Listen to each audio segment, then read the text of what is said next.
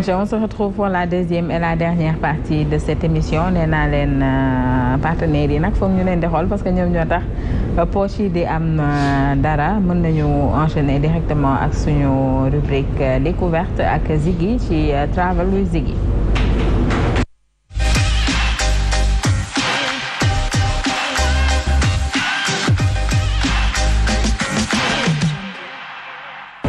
Las Palmas lañu demoon je pense. waaw Las Palmas la ñu demoon semaine bi barki démb la ñu ñibbisi donc c'est normal que tey découverte bi côté Las Palmas lay orienté wu ñu xam ko aussi comme étant une destination boo xamante ne vraiment c'est très très prisé que ce soit pour des gens qui sont en Europe wala ñi nga xam ne ñoo jóge États-Unis wala feneen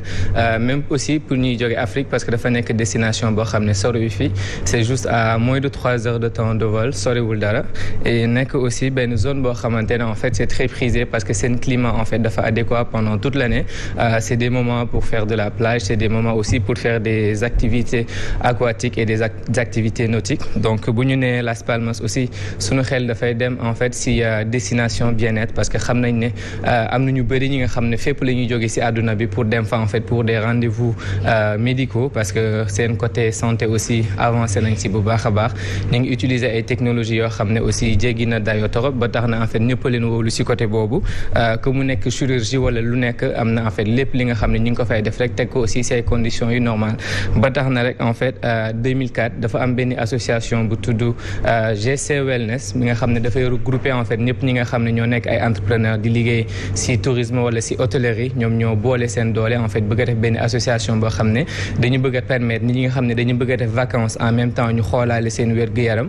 ñu mun a def lépp en ba tax na en fait association boobu aussi day assister ñëpp ñi nga xam ne en fait ñoo bëgg a def boobu démarche ba tax na rek ñoom ils sont très open ba pare dañuy inviter ñëpp à ce que ñu ñëw mu nekk destination boo xam ne vraiment aussi boo fa demee doo ko regretter parce que seen ay paysages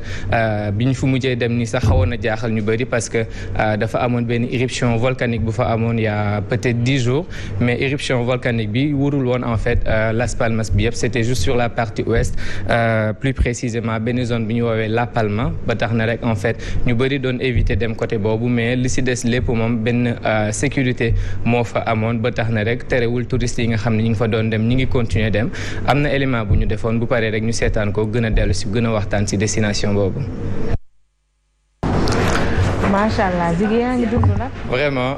je crois que vidéo bi ça donne envie ba tax na rek ñu invité ñëpp vraiment ñu dem à la découverte. et avantage bi comme ni ma ko waxee mooy que ni Îles Canaries soriwul boo ko déggee da nga yaakaar ne fu sori la. alors que c'est juste à 2h20 de vol boo fa bëggee dem aussi visa Schengen ngay soxla instant bi yaakaar naa ne ambassade Espagne ubbi na soo mënul jaar ambassade Espagne aussi mën nga jaar ambassade France parce que ça reste le même visa européen. après ce qu'il faut savoir c'est que fu ñu toll nii ak vaccin bi. peut-être bu fekkee da nga yor visa touristique dañ laajte vaccination pour nga mun a dem bu fekkee nag yoroo vaccination bu nga am ordre de mission wala nga am carte de séjour su ko defee nga mun dem sinon test PCR aussi ak benn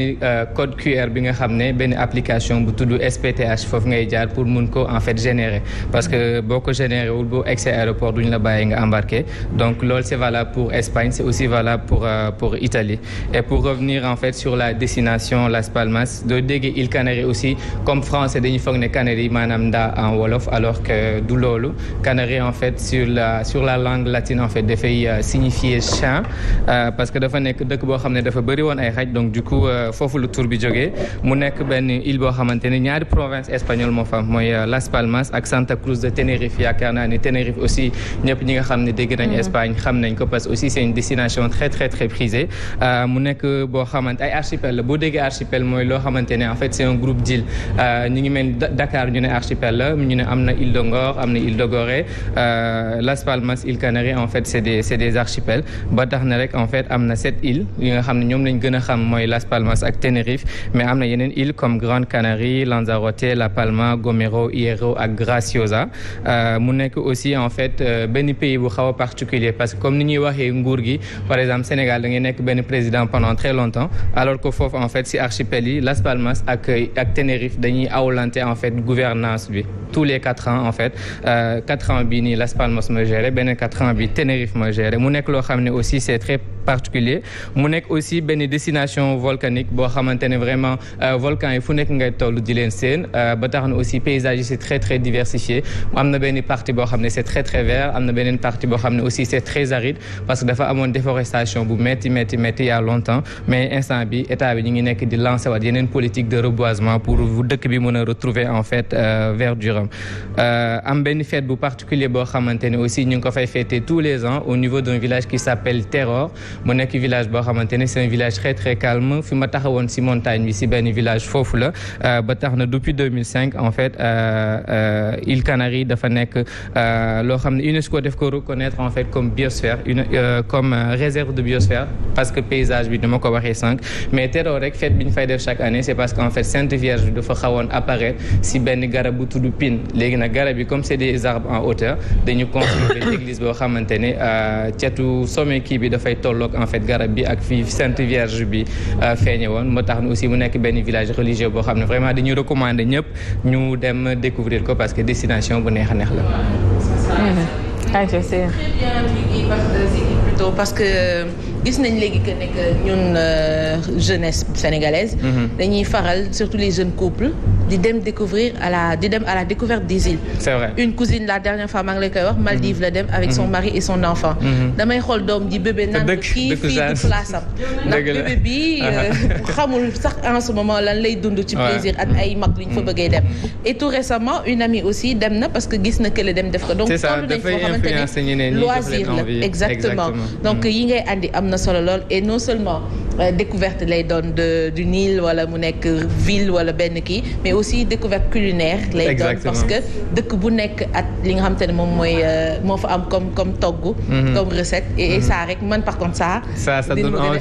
mais c'est vrai parce que ñi ngi wax ne par exemple si un voyageur est en train de préparer son voyage bokk na si les points yi nga xam ne ñoo koy motiver c'est d'abord la gastronomie ba pare peut-être la beauté du pays wala la sécurité mais ñu bëri en fait ñu mel ni ñun gastronomie bi la ñuy xool parce que xam naa ni lekk bi aussi lu am solo la ci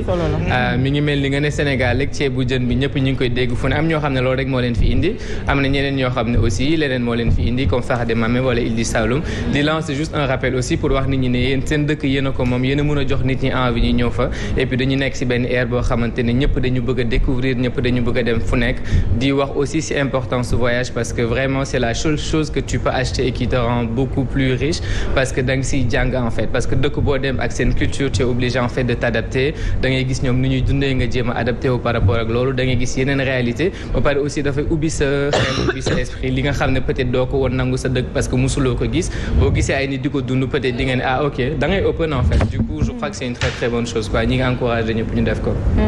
Aïcha am na solo Ziggy. Ziggy kañ nga may yónni Nafi.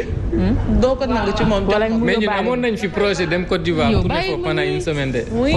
non man c'est une ville que j'aimerais bien. yii da ngay kale rek ne leen jourtel dañuy dem. ñii jourtel da ngay kale ne leen jourtel ñu ne la ah man de sama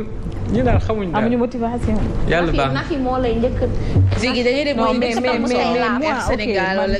comme ça mais yéen duñu kii. d'accord dafa subvention. dinañ si taxaw comme il est gentil. wala agence de voyage yooyu yëpp ñu wàññil billet yi.